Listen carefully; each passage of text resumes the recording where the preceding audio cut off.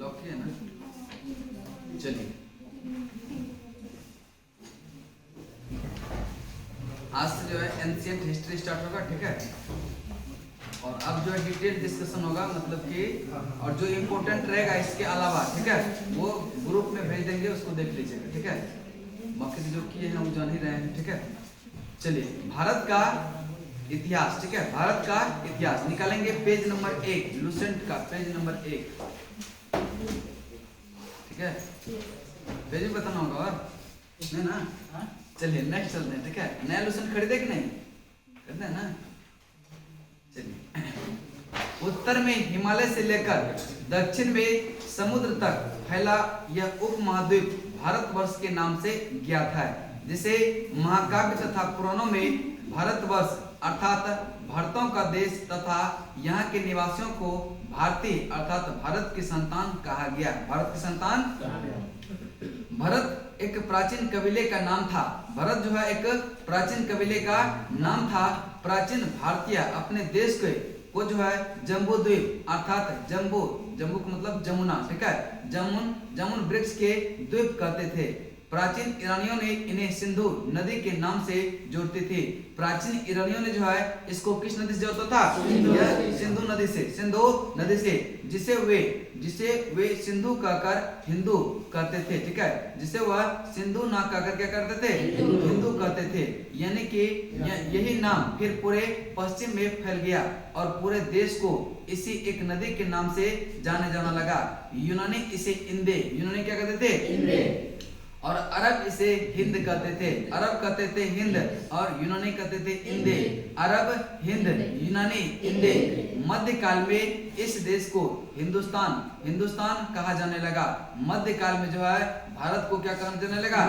हिंदुस्तान। यह शब्द भी फारसी शब्द हिंदू से बना है। यह हिंदुस्तान भी क्या बना है? यह फारसी शब्द हिंदू से बना है। यूनानी भाषा के इंदे के आधार पर अंग्रेजों ने इसे इंडिया कहा। अंग्रेजों ने क्या कहा? इंडिया। अंग्रेजों ने क्या कहा? इंडिया। विंध्य की पर्वत श्रृंखला देश के उत्तर और दक्षिण दो भागों में बांटती है। विंध्य पर्वत श्रृंखला जो है, विंध्याचल श्रेणी जो है, यह क्या करता है? भारत को उत्तर और दक्षिण दो भागों में बांटती है। कौन सा पर्वत श्रेणी?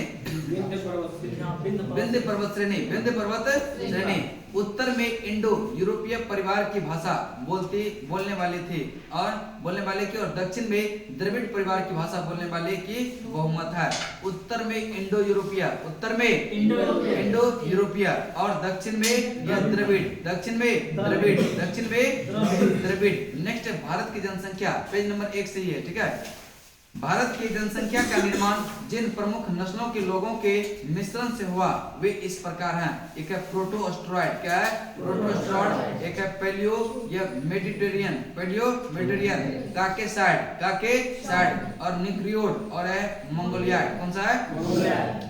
भारतीय इतिहास को अध्ययन की सुविधा के लिए 3 भागों में बांटा गया। भारतीय इतिहास के अध्ययन की सुविधा के लिए कितने भागों में? 3 भागों। प्राचीन भारत, मध्यकालीन भारत और आधुनिक भारत। इतिहास को 3 भागों में बांटा गया, प्राचीन भारत और मध्यकालीन भारत और एक है आधुनिक भारत। पहले जो है सबसे पहले इतिहास को 3 भागों में बांटने का श्रेय जर्मन इतिहासकार जिसका नाम है क्रिस्टोफर, क्या है? क्रिस्टोफ सेलियरस। कौन है? क्रिस्टोफ सेलियरस ने किया था, ठीक है। उसके बाद पहला चैप्टर है आपका प्राचीन भारत का इतिहास और इसमें पहला चैप्टर है प्राचीन भारतीय इतिहास के स्रोत। प्राचीन भारतीय इतिहास के विषय में जानकारी मुख्यतः 4 स्रोतों से मिलती है। कितने स्रोतों से? 4 स्रोतों से। धर्म ग्रंथ, ऐतिहासिक ग्रंथ और विदेशियों का विवरण। और चौथा क्या है? पुरातत्व संबंधी साक्ष्य। कि भारतीय इतिहास को यह 4 स्रोतों से प्राप्त किया जाता है। पहला है धर्म ग्रंथ, दूसरा है ऐतिहासिक ग्रंथ, तीसरा है विदेशियों का विवरण से और चौथा है पुरातत्व संबंधी साक्ष्य। धर्म ग्रंथ एवं ऐतिहासिक ग्रंथ से मिलने वाले महत्वपूर्ण जानकारी। धर्म ग्रंथ एवं ऐतिहासिक ग्रंथ से मिलने वाले प्रमुख जानकारी। भारत के भारत का सर्वप्राचीन धर्म ग्रंथ जो है वह वेद है। कौन सा है? वेद है। भारत का सर्वप्राचीन धर्म ग्रंथ कौन सा है? वेद है। जिसके संकलनकर्ता महर्षि जो है ये कृष्ण द्वैपायन वेद व्यास को माना जाता है। वेद व्यास को माना जाता है। वेद वसुद्वैध ये कुटुंबकम का उपदेश देता है और भारत के पारंपरिक वेदों को नित्य तथा अपौरुषीय मानती है। वेद 4 है, ऋग्वेद, यजुर्वेद, सामवेद और अथर्ववेद। वेद कितना है? 4। कौन कौन सा है? ऋग्वेद, यजुर्वेद, सामवेद और अथर्ववेद। ऋग्वेद, यजुर्वेद, सामवेद और अथर्ववेद, इन चारों वेदों को संहिता कहते हैं। इन चारों वेदों को क्या कहते हैं? संहिता। ऋग्वेद ऋचाओं के क्रमबद्ध ज्ञान के संग्रह को ऋग्वेद कहते हैं। ऋचाओं के क्रमबद्ध ज्ञान के संग्रह को क्या कहते हैं? ऋग्वेद। क्या कहेंगे? इसमें 10 मंडल कितना? 1028 सूक्त एवं जो है 10,462 ऋचाएं हैं। इस वेद के ऋचाओं के पढ़ने वाले ऋषि को होत्री कहते हैं। किसको? ऋग्वेद के। ठीक है, ऋग्वेद के ऋचाओं को पढ़ने वाले ऋषि क्या कहेंगे? होत्री। क्या कहेंगे? होत्री। इस वेद में आर्य की राजनीतिक प्रणाली, इतिहास एवं ईश्वर की महिमा के बारे में जानकारी मिलती है। ऋग्वेद से आर्य के राजनीतिक प्रणाली, इतिहास एवं ईश्वर की महिमा के बारे में जानकारी मिलती है। विश्वामित्र द्वारा रचित ऋग्वेद के 3 मंडल में सूर्य देवता सावित्री को समर्पित प्रसिद्ध गायत्री मंत्र है। 9वें मंडल देवता स्वयं का उल्लेख है। 9वें मंडल किसका उल्लेख है? देवता स्वयं का उल्लेख है। इसके 8वें मंडल में यानी कि ऋग्वेद के 8वें मंडल के हस्तलिखित ऋचाओं को खील कहते हैं। क्या कहते हैं? खील। क्या कहते हैं? खील। ठीक है, नेक्स्ट है चतुष्वर्ण समाज की कल्पना का आदि स्रोत ऋग्वेद के 10वें मंडल में वर्णित ये पुरुष सूक्त है, जिसके अनुसार 4 वर्ण आदि पुरुष ब्रह्मा के क्रम यानी कि मुख, भुजाओं, जंघाओं और चरणों से यह उत्पन्न हुआ है। नोट में है कि धर्म सूत्र 4 प्रमुख जातियों की स्थितियों, ठीक है, 4 प्रमुख जातियों की स्थितियां, व्यवसाय और दायित्वों का कर्तव्यों तथा यह विशेषाधिकारों में स्पष्ट विभेद करता है। ऋग्वेद को कई परिच्छेदों में प्रयुक्त अगन्य शब्द यह संबंध है गाय से। किससे है? गाय से। ठीक है, गाय से। चलिए इसको पहले यहाँ तक याद करते हैं, उसके आगे बढ़ेंगे। ठीक है, चलिए बताएंगे भारत का प्राचीनतम धर्म ग्रंथ कौन सा है? वेद। कौन सा है? वेद। ठीक है, भारत का प्राचीनतम यह धर्म ग्रंथ कौन सा है? वेद। कौन सा है? वेद की संख्या कितना? 4। वेद की संख्या 4। और प्राचीनतम धर्म ग्रंथ कौन सा है? वेद। कौन सा है? वेद। और इसके संकलनकर्ता वेद व्यास। संकलनकर्ता वेद की संख्या कितना? 4। वेद की संख्या ऋग्वेद, यजुर्वेद, सामवेद और अथर्ववेद। ऋग्वेद, यजुर्वेद और सामवेद। वेद की संख्या कितना? 4। कौन कौन सा है? ऋग्वेद, यजुर्वेद, सामवेद और अथर्ववेद। ऋग्वेद, सामवेद और अथर्ववेद। ठीक है, नेक्स्ट चलते हैं। ठीक है, बताएंगे ऋग्वेद में मंडल की संख्या कितना है? 10। मंडल कितना है? ऋग्वेद में मंडल की संख्या 10। सूक्त कितना है? 1028। सूक्त कितना है? सूक्त कितना है? ऋचाएं हैं 10,462। ऋचाएं कितना है? 10,462। ऋचाएं कितना है? ऋचाओं के पढ़ने वाले ऋषि को होत्री कहते हैं। ऋचाओं के पढ़ने वाले ऋषि क्या कहेंगे? होत्री। क्या कहेंगे? सूर्य देवता सावित्री को समर्पित है। सूर्य देवता सावित्री को समर्पित प्रसिद्ध गायत्री मंत्र का उल्लेख किस मंडल में है? 3रे मंडल। किसमें है? 3रे मंडल। ठीक है, गायत्री मंत्र का उल्लेख किस मंडल में? ऋग्वेद के 3रे मंडल। ऋग्वेद के 3रे मंडल। चतुष्वर्ण समाज की कल्पना ये किसमें है? 10वें में। किसमें है? 10वें। ठीक है, चतुस्वर्ण समाज की कल्पना यह 10वें मंडल में। चतुस्वर्ण समाज की कल्पना 10 में। सोम देवता का उल्लेख, सोम देवता का उल्लेख, सोम देवता का उल्लेख, सोम देवता का उल्लेख। चतुस्वर्ण समाज की कल्पना 10वें मंडल किसमें है? ब्राह्मण। ठीक है, चतुस्वर्ण समाज की कल्पना यह 10वें मंडल में है, जिसमें कहा गया कि ब्राह्मण ये मुख से, ब्राह्मण मुख से, ब्राह्मण मुख से, ब्राह्मण मुख से, क्षत्रिय भुजाओं से, क्षत्रिय क्षत्रिय भुजाओं से, वैश्य जंघाओं से, वैश्य वैश्य जंघाओं से, और शूद्र जो है ये चरणों से, शूद्र शूद्र चरणों से, शूद्र। चतुस्वर्ण समाज की कल्पना यह ऋग्वेद के मंडल में है। सोम देवता का उल्लेख, सोम देवता का उल्लेख। चलिए बताएंगे ब्राह्मण ये किससे? मुख से, ब्राह्मण मुख से, क्षत्रिय भुजाओं से, क्षत्रिय क्षत्रिय वैश्य जंघाओं से, वैश्य वैश्य, शूद्र चरणों से, शूद्र शूद्र। चलिए नेक्स्ट है अगन्य शब्द का प्रयोग जो है किया गया किसके लिए? अगन्य शब्द का प्रयोग गाय के लिए। नेक्स्ट है कि वामनावतार 3 पगों के आख्यान का प्राचीनतम स्रोत ऋग्वेद है। कौन सा है? वामनावतार के 3 पगों के आख्यान का प्राचीनतम स्रोत कौन सा है? ऋग्वेद। कौन सा? ऋग्वेद में इंद्र के लिए 250, इंद्र के लिए 250 तथा अग्नि के लिए 200 ऋचाओं की रचना की गई है। ऋग्वेद में इंद्र के लिए कितना ऋचाओं की रचना की गई है? और अग्नि के लिए 200, अग्नि के लिए 200, अग्नि के लिए 200। प्राचीन इतिहास के साधन के रूप वैदिक साहित्य में यह ऋग्वेद के बाद शतपथ ब्राह्मण का स्थान आता है। किसका आता है? ऋग्वेद के बाद किसका स्थान आता है? देखिए ईसा पूर्व एवं ईस्वी, ईसा पूर्व एवं ईस्वी। वर्तमान में प्रचलित ग्रेगोरियन कैलेंडर ईसाई धर्मगुरु ईसा मसीह के जन्म वर्ष पर आधारित, ईसा मसीह के जन्म के पहले के समय को ईस्वी पूर्व, ठीक है, ईसा पूर्व कहेंगे। ईसा मसीह के जन्म के पहले को क्या कहेंगे? ईसा पूर्व। क्या कहेंगे? ईसा पूर्व। ठीक है, ईसा मसीह के जन्म के पहले के समय को ईसा पूर्व कहा जाता है। ईसा पूर्व में वर्षों के गिनती जो है उल्टी दिशा में होती है, उल्टी दिशा में होती है। ईसा पूर्व में क्या होगा? वर्षों की गिनती क्या होगा? उल्टी दिशा में। जैसे 495, फिर आएगा 482, 450, इस टाइप से घटते आता है। ठीक है, उल्टी गिनती। यानी कि ईसा मसीह के जन्म के 563 वर्ष पूर्व महात्मा बुद्ध का जन्म एवं 483 ईसा पूर्व जो इसका मृत्यु हुआ था। ईसा मसीह की जन्म तिथि से आरंभ हुआ सन ईस्वी सन कहलाता है। ईसा मसीह के जन्म तिथि से जो आरंभ हुआ क्या कहलाया? ईस्वी सन। क्या कहलाया? ईस्वी सन। ठीक है, इसे इसके लिए संक्षेप में से लिखा जाता है। क्या लिखा जाता है? एडी। क्या लिखा जाता है? एडी, जिसे कहते हैं आफ्टर एनो डोमिनी, जिसका शाब्दिक अर्थ होता है in the year of Lord Jesus, in the year of Lord Jesus. Next है विसेंट आर्थर स्मिथ ने, विसेंट आर्थर स्मिथ ने प्राचीन भारत का पहला सुव्यवस्थित इतिहास अर्ली हिस्ट्री ऑफ इंडिया 1904 में तैयार किया। कब किया? 1904।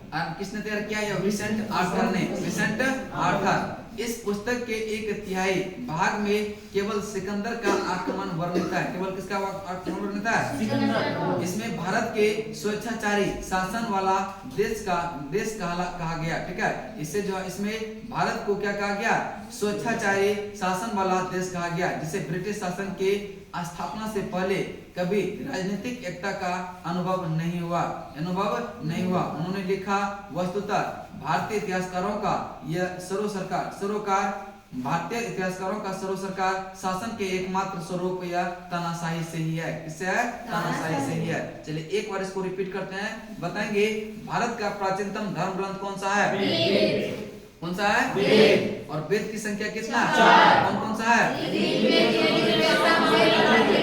ऋग्वेद, यजुर्वेद, सामवेद और अथर्ववेद। ऋग्वेद, यजुर्वेद, सामवेद और अथर्ववेद। ठीक है, अथर्ववेद। ठीक है, ले लेके अंदर आइएगा ना, जाएगा ना। अंदर आइएगा बुलंद को समझ मैथमेटिक्स का सही। सीढ़ी देखे ना? अरे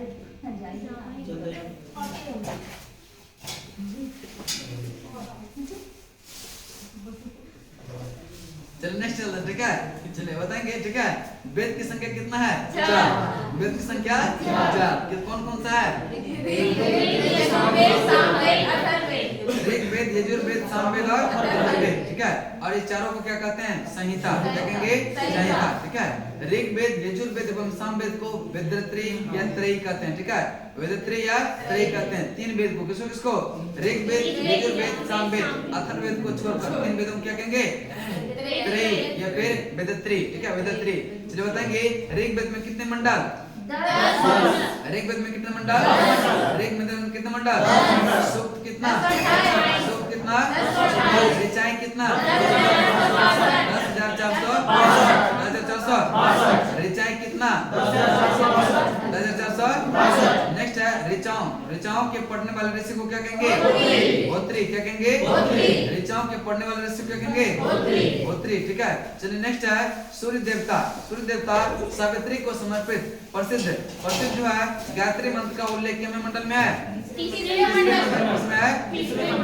तीसरे मंडल। ठीक है। सोम देवता का उल्लेख कितने मंडल में है? बोलेंगे ना, सोम देवता का उल्लेख। सोम देवता का उल्लेख, सोम देवता का उल्लेख और गायत्री मंत्र का उल्लेख तीसरे मंडल। ऋग्वेद के तीसरे मंडल। चतुष्वर्ण समाज की कल्पना किसमें है? ये 10 में। किसमें है? 10 में। ब्राह्मण जो है मुख से, ब्राह्मण क्षत्रिय से, वैश्य जो है जंगाओं से, वैश्य और शूद्र चरणों से। इससे जुड़ी मात्र एक जीवित शाखा जो है साकल शाखा। किससे? ऋग्वेद से। ठीक है। ऋग्वेद से जुड़ी जो है एक मात्र जीवित शाखा कौन सा है? साकल शाखा। कौन सा है? शाखा। अगन्य शब्द का प्रयोग किया गया किसके लिए? गाय के लिए। अगन्य का मतलब होता है ना मारे जाने योग्य। ठीक है, ना मारे जाने योग्य। अगन्य शब्द का प्रयोग ये किसके लिए किया गया था? इंद्र के लिए ऋचाएं कितना? इंद्र के लिए ऋचाएं 250। अग्नि के लिए? अग्नि के लिए? इंद्र के लिए 250। इंद्र के लिए? इंद्र के लिए ऋचाएं की संख्या 250। 250। अग्नि के लिए 200। अग्नि के लिए? अग्नि के लिए 200। प्राचीन इतिहास के सदन के रूप में वैदिक साहित्य में ऋग्वेद के बाद किसका स्थान आता है? शतपथ ब्राह्मण। किसका आता है? शतपथ ब्राह्मण। नेक्स्ट आपका है यजुर्वेद। ठीक है, यजुर्वेद करेक्ट के शाश्वर पाठ के लिए। नेक्स्ट देखेंगे पेज में। ठीक है, जब यहाँ पे पढ़ के सुनाएंगे तो उसको पेज को देखिएगा, अंडरलाइन करना हो कर लीजिएगा। जब याद करवाएंगे तो बोलिएगा। ठीक है, तो ही फायदा होगा, ऐसे कोई फायदा होने वाला नहीं है। ठीक है, लूसेंट है, लूसेंट समझ रहे ना। चलिए नेक्स्ट है शाश्वर पाठ के लिए किस मंत्रों तथा बलि के समय अनुपालन के लिए नियमों का संकलन यजुर्वेद कहलाता है? यह इसके जो है पाठकर्ता को या अधर्यु कहते हैं। इसके पाठकर्ता को जब फट दीजिए जोर से, ठंडा है, समझ रहे ना। चलिए नेक्स्ट है यजुर्वेद में यज्ञों के नियमों एवं विधि विधानों का संकलन मिलता है। यजुर्वेद में जो है यज्ञों के नियमों एवं जो है विधि विधान का संकलन किसमें मिलता है? यजुर्वेद में। किसमें? इसमें बलिदान विधि का वर्णन भी है। ठीक है, इसमें जो है बलिदान विधि का वर्णन किसमें है? यजुर्वेद में। किसमें है? यह एक ऐसा वेद है जो गद्य एवं पद दोनों में वर्णित है। जो गद्य एवं पद दोनों में वर्णित है। कौन सा है? यजुर्वेद। कौन सा है? चलिए नेक्स्ट है मंत्रों का। चलिए इसको याद करते हैं। ठीक है, बताएंगे मंत्र तथा बलि के समय अनुपालन के नियम का संकलन क्या किसमें है? यजुर्वेद। किसमें? पाठकर्ता को क्या कहेंगे? अधर्यु। क्या कहेंगे? अधर्यु। यजुर्वेद के पाठकर्ता को क्या कहेंगे? अधर्यु। क्या कहेंगे? यज्ञों के नियम एवं विधि विधान का संकलन मिलता है किसमें? यजुर्वेद। किसमें? यज्ञों के नियम एवं विधि विधान का संकलन किसमें मिलता है? बलिदान के विधि का निर्माण, बलिदान के विधि का निर्माण गद्य एवं पद दोनों में चर्चा किसमें? यजुर्वेद। किसमें है? गद्य एवं पद दोनों में चर्चा किसका है?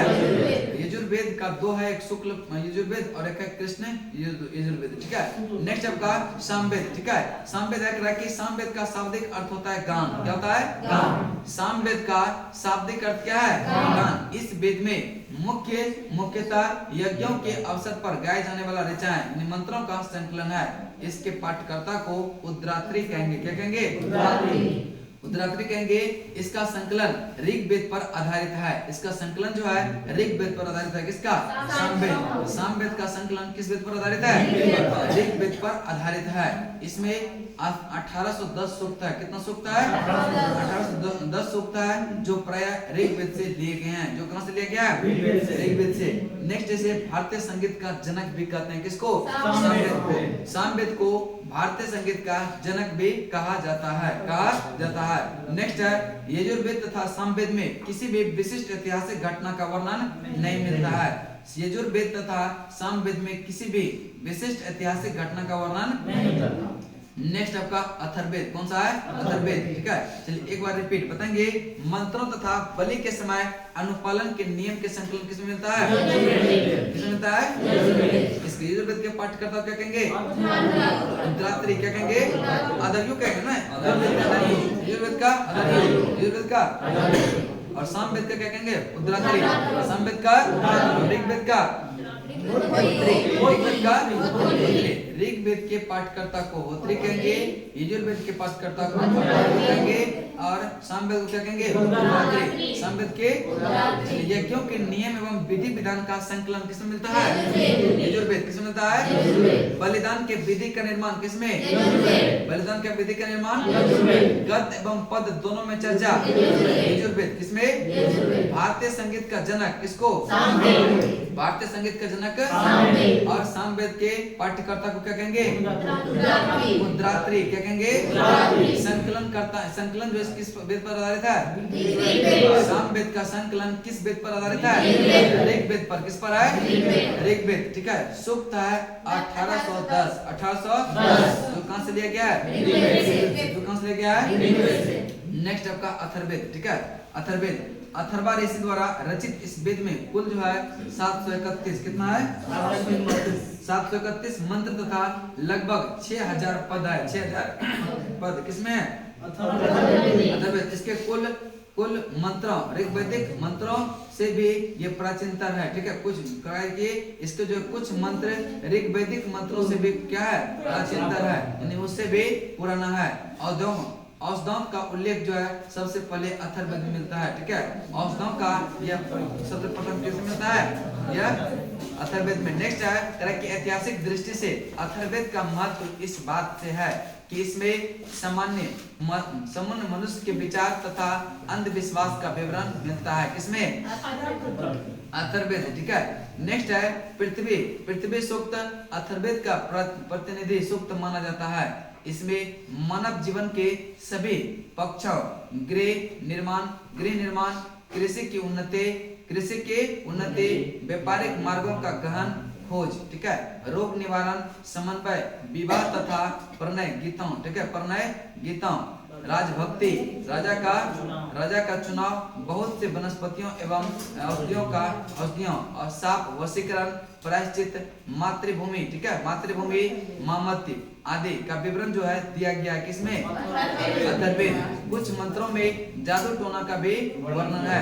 कुछ मंत्रों में जादू टोना का भी वर्णन है। ठीक है, अथर्ववेद में परीक्षित को कुरुओं का राजा कहा गया है। अथर्ववेद में परीक्षित कुरुओं का राजा कहा गया है। किसको? अथर्ववेद में। किसमें कहा गया है? नेक्स्ट है तथा कुरु देश की समृद्ध का अच्छा चित्रण भी मिलता है। किसमें? अथर्ववेद में। ठीक है, कुरु देश का समृद्ध अच्छा चित्रण भी किसमें मिलता है? नेक्स्ट है इसमें सभा एवं सभा समिति को प्रजापति की दो पुत्रियां कहा गया है। किसमें? अथर्ववेद में। ठीक है, अथर्ववेद में सभा और समिति को प्रजापति की दो पुत्रियां कहा गया है। वेदों की भी कई शाखाएं हैं जो वैदिक अध्ययन और व्याख्या से जुड़े विभिन्न दृष्टिकोणों का प्रतिनिधित्व करती है। साकल शाखा ऋग्वेद से जुड़ी एकमात्र जीवित शाखा है। यजुर्वेद को शुक्ल यजुर्वेद और कृष्ण यजुर्वेद दो शाखाओं में बांटा गया है। किसको? शुक्ल यजुर्वेद और कृष्ण यजुर्वेद में यजुर्वेद को यह दो शाखाओं में बांटा। कौन सा? शुक्ल यजुर्वेद और कृष्ण यजुर्वेद। ठीक है, कृष्ण यजुर्वेद। ठीक है, करेक्ट की शुक्ल यजुर्वेद तथा अथवा जो है यह वाजसनेय संहिता की शाखा है। कृष्ण यजुर्वेद से जुड़ी शाखा यह काठक, यह कनिष्ठल, मैत्रेयी और तैत्तिरीय है। कृष्ण यजुर्वेद से जुड़ी शाखा जो था वो कौन सा था? काठक और कनिष्ठल, मैत्रेयी और तैत्तिरीय, कौथुम, रामनीय एवं जैमिनीय, यह तलवकार सामवेद की शाखा है। किसका है? सामवेद का। अथर्ववेद की शाखा यह शौनक और यह पौपल। कौन सा है? पैपल्लाद। ठीक है, पैपल्लाद। कौन सा है? पैपल्लाद। सबसे प्राचीन वेद ऋग्वेद और सबसे बाद का वेद जो है यह अथर्ववेद है। सबसे प्राचीन वेद कौन सा है? सबसे बाद का वेद अथर्ववेद। ठीक है, चलिए एक बार रिपीट। चलिए बताएंगे भारतीय संगीत का जनक किस वेद को? चलिए इस सामवेद के पाठकर्ता को उद्राती। संकलन करता ये किस पर आधारित है?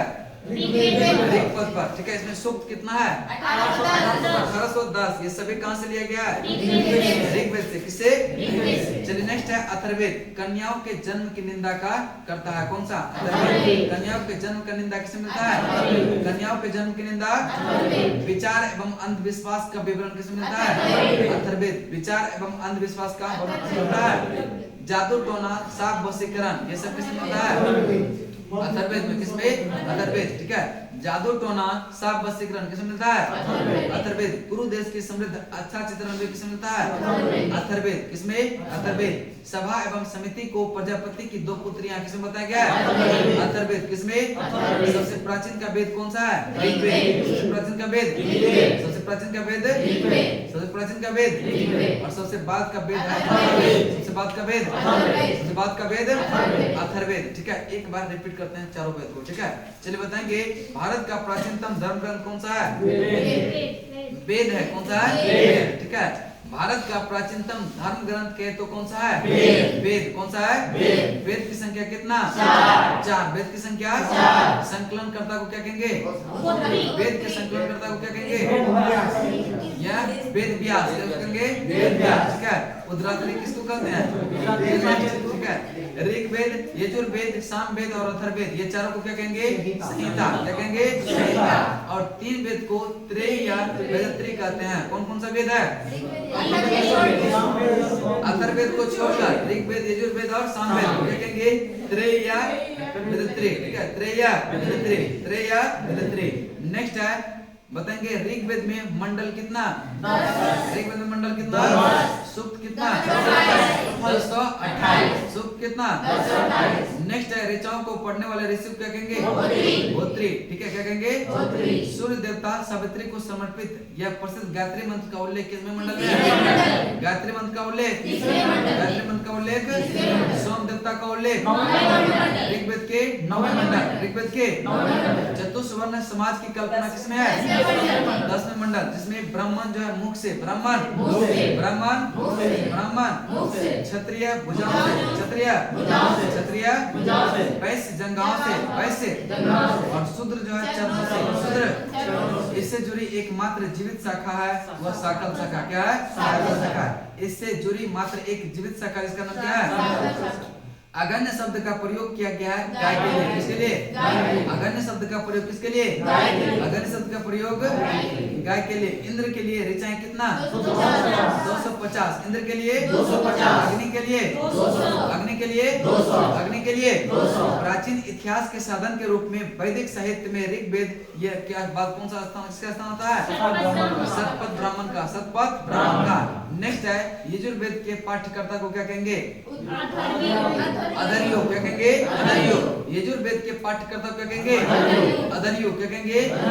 मंत्रों तथा बलि के समय अनुपालन के नियम का संकलन यह किसमें मिलता है? यजुर्वेद को 2 भाग में बांटा था, एक शुक्ल यजुर्वेद और एक कृष्ण यजुर्वेद।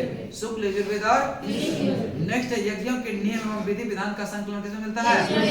चलिए नेक्स्ट है बताएंगे सामवेद के पाठ्यकर्ता को क्या कहेंगे? क्या कहेंगे? उद्रात्री। क्या कहेंगे? उद्रात्री। सामवेद के पाठ्यकर्ता क्या कहेंगे? गद्य एवं पद दोनों की चर्चा किसमें मिलता है? यजुर्वेद। किसमें? बताएंगे सामवेद में संकलन जो है किसके आधारित है? ऋग्वेद पर आधारित है। इसमें सूक्त कितना है? 1810। कन्याओं के जन्म की निंदा किसमें मिलता है? अथर्ववेद। किसमें? विचार एवं अंधविश्वास किसमें? अथर्ववेद। किसमें? जादू टोना शाप वशीकरण अथर्ववेद। किसमें? जादू टोना शाप वशीकरण कुरु देश की समृद्ध का अच्छा चित्रण यह अथर्ववेद। किसमें मिलता है?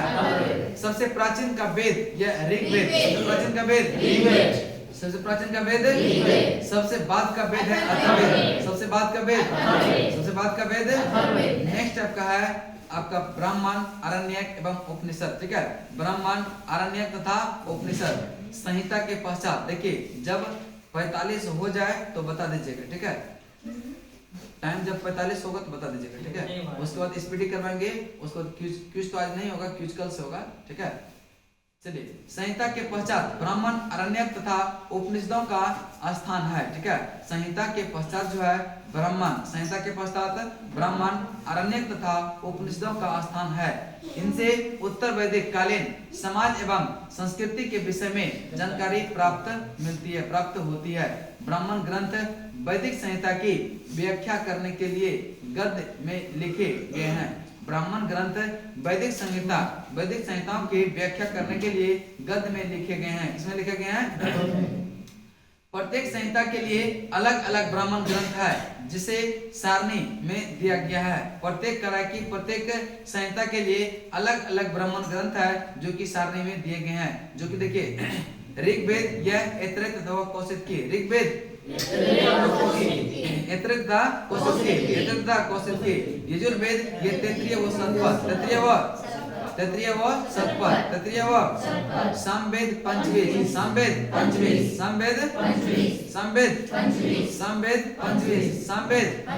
पंचवेद। ठीक है, और अथर्ववेद है गोपद, अथर्ववेद नहीं मिल रहा है क्या उसमें?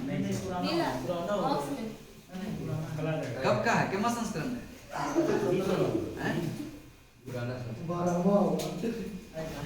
प्रथम संस्करण नहीं ना है।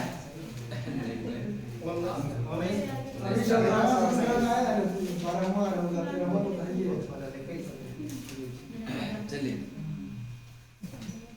इन ब्राह्मण ग्रंथों में हमें परीक्षित के बाद और बिंबिसार के पूर्व घटनाओं की जानकारी मिलता है। ऐतरेय में राज्याभिषेक के नियम के कुछ प्राचीन राजाओं के नाम दिए गए हैं। शतपथ में गंधार, शल्य, कैकेय, पुरु, पंचाल, कौशल, विदेह आदि राजाओं का उल्लेख मिलता है। किसमें? शतपथ में। शतपथ में गंधार, शल्य, कैकेय, पुरु, पंचाल, कौशल, विदेह आदि राजाओं का उल्लेख मिलता है। किसमें? शतपथ में। किसमें मिलता है? शतपथ। ठीक है, चलिए वैदिक साहित्य जो किया है ना उसको बोर लग रहा होगा। ठीक है, जो मतलब जिसको याद है ना उसको बोर लग रहा है, लेकिन बोरिंग नहीं होना है। समझ रहे ना? समझ रहे ना? लास्ट में बोले कि सोहा। क्या? लास्ट में सोहा बोल रही है। सोहा ऐसा लग रहा है कि हम पंडित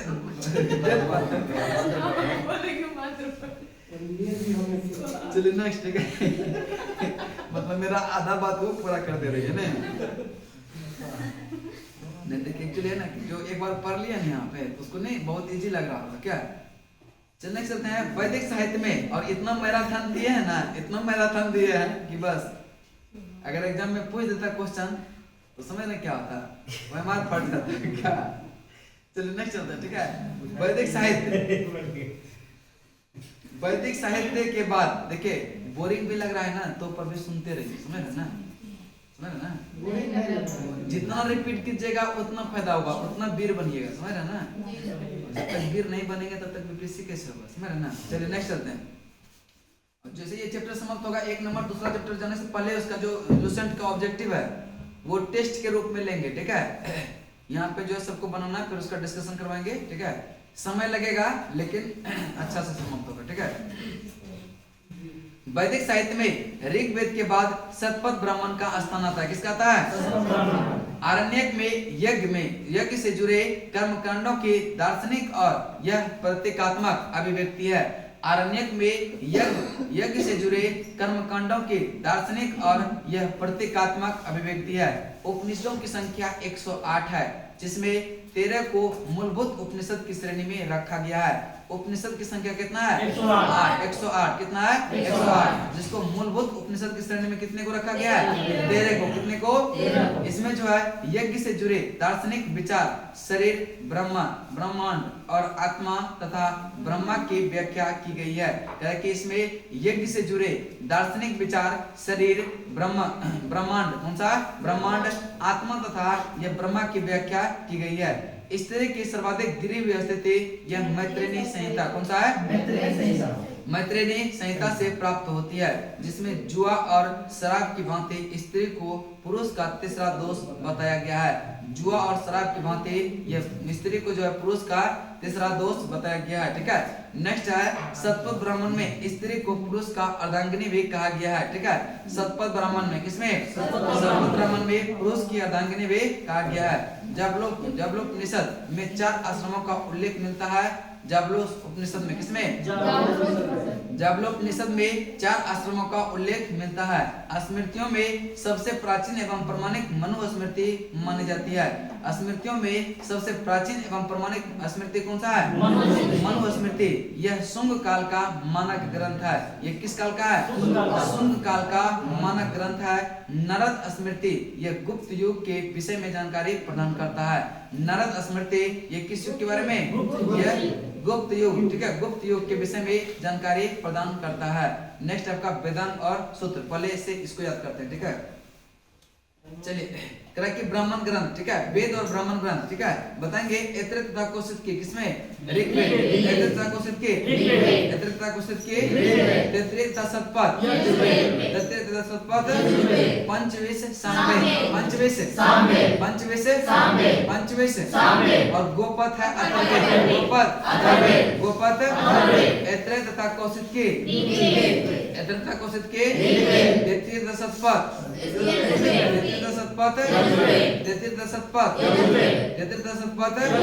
पंचवेश गोपथ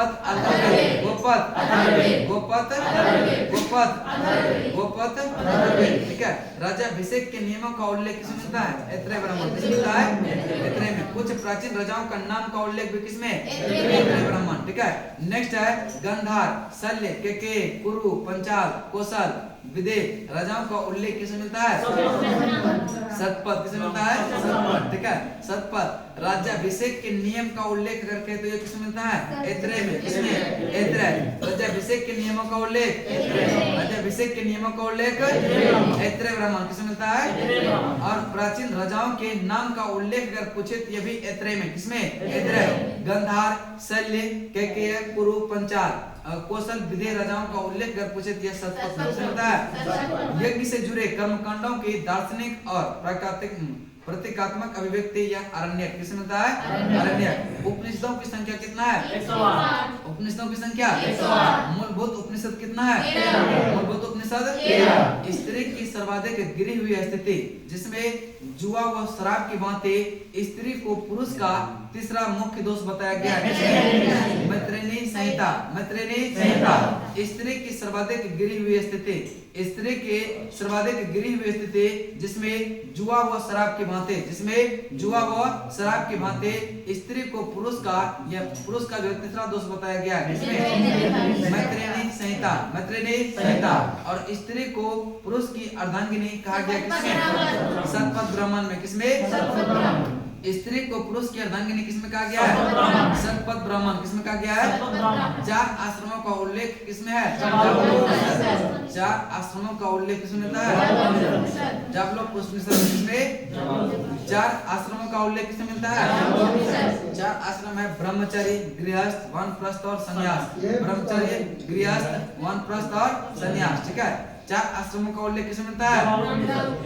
सबसे प्राचीन एवं प्रमाणिक स्मृति जो है यह मनुस्मृति। कौन सा है? मनुस्मृति। सबसे प्राचीन एवं प्रमाणिक स्मृति कौन सा है? मनुस्मृति। कौन सा? नारद स्मृति। ये किसके विषय में जानकारी मिलता है? गुप्त युग। ठीक है, नारद स्मृति गुप्त युग। नारद स्मृति और शुंग काल यह मानक ग्रंथ है। शुंग काल का मानक ग्रंथ कौन सा है? मनुस्मृति। कौन सा? मनुस्मृति। शुंग काल का मानक ग्रंथ किसको कहते हैं? मनुस्मृति। किसको कहेंगे? मनुस्मृति। मनुस्मृति को। ठीक है, चलिए एक बार रिपीट बताएंगे। ऐत्रेय तथा कौशिक के किसमें है? ऐत्रेय तथा कौशिक के ऐत्रेय तथा कौशिक के तैत्तिरीय तथा शतपथ तैत्तिरीय तथा शतपथ पंचवेश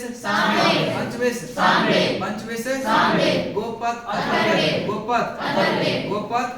सबसे प्राचीन का वेद ऋग्वेद। सबसे प्राचीन का वेद ऋग्वेद। सबसे बाद का वेद अथर्ववेद। जादू टोना सांप बसिग्रा अथर्ववेद। अथर्ववेद। सभा एवं समिति के प्रजापति की 2 पुत्रियां बताया गया। अथर्ववेद। भारतीय संगीत का जनक सामवेद। सामवेद के पाठ करता को क्या कहेंगे? उद्गात्री। उद्गात्री। क्या कहेंगे? उद्गात्री। चलिए सामवेद का संकलन किसके आधार पर? ऋग्वेद। चलिए यजुर्वेद के पाठ करता को क्या कहेंगे? अथर्ववेद। अदरयु। क्या कहेंगे? अदरयु। ठीक है। यजुर्वेद के पाठ करता को क्या कहेंगे? अदरयु। ठीक है। गद्य एवं पद दोनों में चर्चा किसका है? यजुर्वेद का। किसका है? यजुर्वेद। चलिए नेक्स्ट है राज्याभिषेक के नियमों का उल्लेख किसमें? ऐतरेय। इसमें है ऐतरेय। राज्याभिषेक के नियमों का उल्लेख किसमें है? ऐतरेय। किसमें है? ऐतरेय। कुछ प्राचीन राजाओं के नाम का उल्लेख भी किसमें है? जंधार, शल्य, कैकेय, कुरु, पंचाल या कौशल, विदेह राजाओं का उल्लेख किसमें मिलता है? सतपथ ब्राह्मण। किसमें मिलता है? यज्ञ से जुड़े कर्मकांड की दार्शनिक और प्रतीकात्मक अभिव्यक्ति ये किसमें? आरण्यक में। किसमें? आरण्यक। उपनिषदों की संख्या कितना है? उपनिषदों की संख्या उपनिषदों की संख्या यज्ञ से जुड़े कर्मकांड की दार्शनिक और प्रतीकात्मक अभिव्यक्ति किसमें? आरण्यक में। किसमें? आरण्यक। ठीक है। आरण्यक। ठीक है। एक गलती बोलती है, मारने के लिए तैयार रहते हैं। बस ठीक है। चलिए नेक्स्ट है स्त्री को पुरुष की अर्धांगिनी कहा गया। किसने? सतपथ ब्राह्मण। किसमें कहा गया? सतपथ ब्राह्मण। ठीक है। स्त्री को पुरुष की अर्धांगिनी किसमें कहा गया? सतपथ ब्राह्मण। किसमें? 4 आश्रमों का उल्लेख। यह 4 आश्रमों का उल्लेख कौन कौन सा? ब्रह्मचारी, गृहस्थ, वानप्रस्थ और सन्यास। ठीक है। ब्रह्मचारी, गृहस्थ, वानप्रस्थ और सन्यास। सबसे प्राचीनतम एवं प्रमाणिक स्मृति कौन सा है? मनुस्मृति। कौन सा है? मनुस्मृति। शुंग काल का मानक ग्रंथ किसको कहा जाता है? मनुस्मृति को। नारद स्मृति यह किस युग से संबंधित है? गुप्त युग से। वेदांग एवं सूत्र कल चलेंगे। ठीक है। और कल से विविध भी करवाएंगे 10 गो। ठीक है। क्या चीज? इसमें नहीं करवाएंगे विविध? सुबह सुबह याद हो जाएगा, नहीं तो शाम को हम करवाएंगे विविध।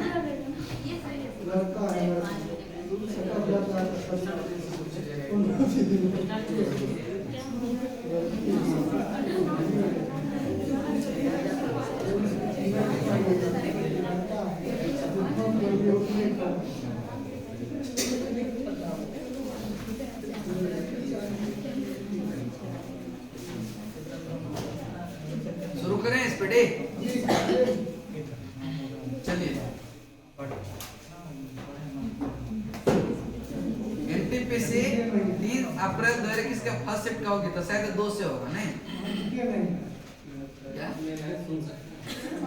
नहीं लाइन कोई बात नहीं है, टेंशन नहीं लेना है, जो करवाएंगे याद होगा। ठीक है। चलिए नेक्स्ट चलते हैं एनटीपीसी 2-4। ठीक है। 2 अप्रैल 2021 का यह सेकेंड शिफ्ट का है। ठीक है। कि होलो क्रिएटिक ट्री फ्रॉग का वैज्ञानिक नाम जो है क्या है? यह हाइला है। क्या है? हाइला। क्या है? हाइला। ठीक है। होल क्रिएटिक ट्री फ्रॉग का वैज्ञानिक नाम क्या है? हाइला। क्या है? हाइला। ठीक है। वे तरल पदार्थ जो केंद्रक और कोशिका झिल्ली के बीच पाया जाता है कहता है क्या कहलाता है? कोशिका द्रव्य। इसको कहते हैं साइटोप्लाज्म। क्या कहलाता है? वे तरल पदार्थ जो केंद्रक और कोशिका झिल्ली के बीच पाया जाता है क्या कहलाता है? साइटोप्लाज्म कोशिका द्रव्य। साइटोप्लाज्म कोशिका द्रव्य। ठीक है। वे तरल पदार्थ जो केंद्रक और कोशिका झिल्ली के बीच पाया जाता है क्या कहलाता है?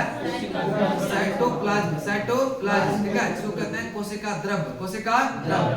सूर्य और पृथ्वी के मध्य यह कितने किलोमीटर की दूरी है?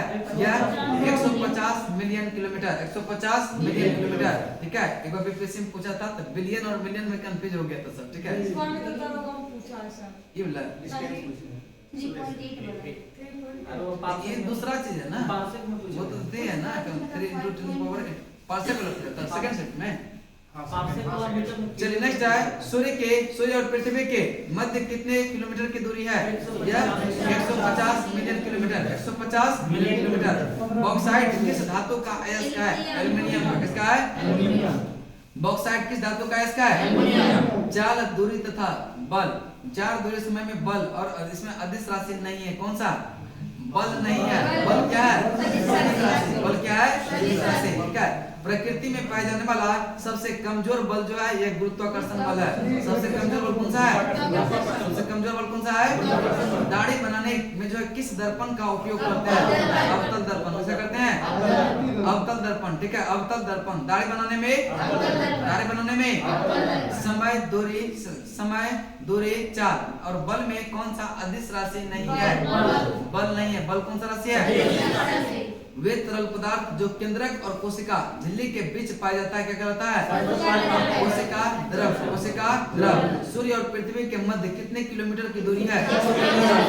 150 मिलियन किलोमीटर। 150 मिलियन। नेक्स्ट है एनटीपीसी 2021 का यह 2 अप्रैल का फर्स्ट शिफ्ट का, ठीक है, फर्स्ट शिफ्ट। आवर्त सारणी में तत्वों को व्यवस्थित करने का स्थान जो है निर्धारण किस आधार पर होता है? परमाणु संख्या पर। परमाणु संख्या। आवर्त सारणी में तत्वों को व्यवस्थित करने का स्थान यह निर्धारण किस आधार पर होता है? परमाणु संख्या पर। परमाणु संख्या। मलेरिया वैक्सीन का आविष्कार सर्वप्रथम किसने किया? मलावी। किसने किया? मलावी, ठीक है, मलावी ने। किसने? मलावी, ठीक है। मलेरिया वैक्सीन का आविष्कार सर्वप्रथम किसने किया? मलावी। गर्म रक्त यह किसमें पाया जाता है? स्तनधारी एवं पक्षियों में।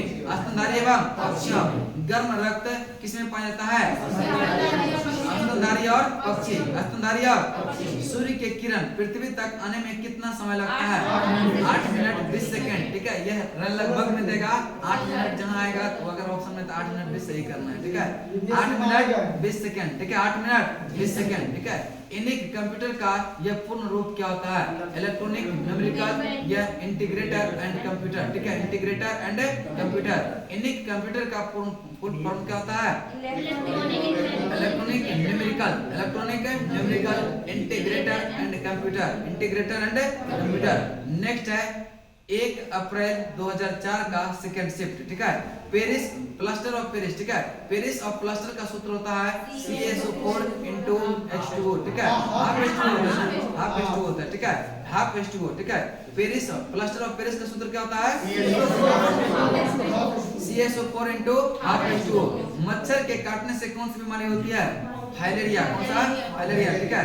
मच्छर के काटने से कौन सा? फाइलेरिया भी मच्छर से काटने से होता है, ठीक है। नेक्स्ट है वर्म की पूर्ण नाम होता है यह राइट, ठीक है, राइट वंस रीड मेमोरी, ठीक है, राइट वंस रीड मेमोरी किसका होता है? वर्म का फुल फॉर्म क्या होता है? WORM, ठीक है। वर्म का होता है write once read memory. Write once read memory. मृदा, ठीक है। एक स्पीडी ले लीजिएगा आप लोग भी, ठीक है। 100 रुपये में शायद देता है, नहीं 110 कितना देता है? 110 में देता है कि 120 में, ठीक है। एगो ले लीजिएगा, ज्यादा अच्छा रहेगा, समझ लो। बीपीएससी के एग्जाम दीजिएगा तो एगो ले लीजिएगा, रेलवे का भी दीजिएगा तो ले लीजिएगा, ठीक है। ले लीजिएगा ना तो एक बार देखते जाइएगा ना तो वो ज्यादा अच्छा रहेगा। रूम में भी देख लीजिएगा, बहुत ये हो जाएगा, ठीक है।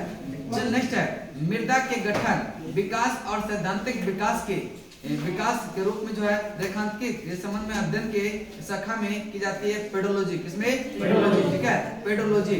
मृदा के गठन, विकास और सैद्धांतिक रूप रेखाओं से संबंधित अध्ययन किस शाखा में की जाती है? यह पेडोलॉजी। किसमें कहता है? पेडोलॉजी में, ठीक है। पानी H2O का आणविक द्रव्यमान कितना होता है? यह 18.02 AMU होता है। 18.02। पानी का आणविक द्रव्यमान कितना होता है? 18.02 AMU। 1922 में परमाणुओं की संरचना के जांच और उनसे निकलने वाले विकिरण के अध्ययन के लिए जो है किसे नोबेल प्राइज दिया गया? यह निल्स हेनरिक डेविड बोहर को, ठीक है। 1922 में परमाणुओं की संरचना की जांच और उनसे जो है निकलने वाले विकिरण से अध्ययन के लिए किसको नोबेल प्राइज दिया गया था? यह निल्स हेनरी डेविड बोहर को। Nils Henry David Bohr. Next है अकशेरुकी प्राणी होते हैं यह आर्थ्रोपोड्स। क्या होते हैं? आर्थ्रोपोड्स, ठीक है। अकशेरुकी प्राणी होते हैं, कौन सा? आर्थ्रोपोड्स। क्या होता है? अकशेरुकी प्राणी होते हैं। चलिए नेक्स्ट चलते हैं आपका 1 अप्रैल 2021 का यह फर्स्ट शिफ्ट का विद्युत आवेश और किस उपकरण में मापा जाता है? यह इलेक्ट्रोमीटर, ठीक है। किस में होता है? MS DOS क्या है? ये Microsoft disk operating system. MS DOS क्या है? Microsoft disk operating system. प्रकाश की कौन सी घटना के कारण यह इंद्रधनुष का निर्माण होता है? वर्ण विक्षेपण। प्रकाश की कौन सी घटना के कारण यह इंद्रधनुष का निर्माण होता है? वर्ण विक्षेपण। ठीक है, कह रहा है कि यदि किसी लेंस की फोकस दूरी ये 25 सेंटीमीटर है तो उसकी क्षमता क्या होगी? 4D। कितना होगा? 4D। 100/25 हो जाएगा, कितना होगा? 4D। ठीक है, 1 केजी कार्बन गर्म करने पर कितनी मात्रा में कार्बन डाइऑक्साइड उत्सर्जित करता है? यह 3.67 केजी। कितना है? 1 केजी कार्बन को गर्म करने पर कितना मात्रा में कार्बन डाइऑक्साइड उत्सर्जित होगी? यह 3.67 केजी। 3.67। अम्ला में कौन सा विटामिन पाया जाता है? विटामिन सी। रोम किस मलेटेरिया की बनी होती है? यह सिलिकॉन का। किसका? सिलिकॉन। रोम जो है यह किस मटेरियल की बनी होती है? यह सिलिकॉन। किसका बना होता है? लघु या निम्न ज्वार कब आता है? जिस दिन सूर्य और चंद्रमा पृथ्वी के केंद्र पर समकोण बनाती है। ठीक है, समकोण बनाती है। लघु या निम्न ज्वार कब आता है? जब जिस दिन जो है सूर्य और चंद्रमा पृथ्वी के केंद्र पर समकोण बनाता है, उस दिन क्या होगा? लघु या निम्न ज्वार आता है। मानव द्वारा इस्तेमाल की जाने वाली पहले धातु जो था वह कॉपर था। क्या था? तांबा। कॉपर। क्या था? चलिए एक बार रिपीट बताएंगे। विद्युत आवेश को किस उपकरण से मापा जाता है? इलेक्ट्रोमीटर। विद्युत आवेश को किस उपकरण द्वारा मापा जाता है? इलेक्ट्रोमीटर। MS DOS का फुल फॉर्म क्या है? Microsoft disk operating system. Next है, प्रकाश की कौन सी घटना के कारण इंद्रधनुष का निर्माण होता है? वर्ण विक्षेपण। किसके कारण? किसी लेंस की फोकस दूरी अगर 25 सेंटीमीटर है तो उसकी क्षमता क्या होगी? 4D। कितना होगा? 1 केजी कार्बन को गर्म करने पर यह कार्बन डाइऑक्साइड कितना उत्सर्जित करेगा? 3.67 केजी। 3.67। अम्ला में कौन सा विटामिन पाया जाता है? Vitamin C. कौन सा? रोम किस मटेरियल की बनी होती है? सिलिकॉन। किसका? लघु या निम्न ज्वार कब आता है? दिमाग में रखना है, 90 डिग्री आगे ठीक है। चलिए, जिस दिन सूर्य और चंद्रमा पृथ्वी के केंद्र पर समकोण बनाती है उस दिन क्या होगा? लघु या निम्न ज्वार आता है। मानव द्वारा इस्तेमाल की जाने वाली पहली धातु कौन सी है? यह कॉपर, तांबा। क्या है? नेक्स्ट है, बताएंगे प्लास्टर ऑफ पेरिस का सूत्र क्या होता है? CaSO4 मच्छर के यह काटने से कौन सी बीमारी होती है? मलेरिया। वर्म का फुल फॉर्म क्या होता है? Write once read memory. ठीक है, write once read memory. Next है, मृदा के अध्ययन को क्या कहेंगे? पेडोलॉजी। क्या कहेंगे? पानी का आणविक द्रव्यमान कितना होता है? 18.02 mu। 18.02 mu। ठीक है, नेक्स्ट बताएंगे 1922 में परमाणुओं की संरचना की जांच और उनसे निकलने वाले विकिरण के अध्ययन के लिए किसे नोबेल प्राइज दिया गया था?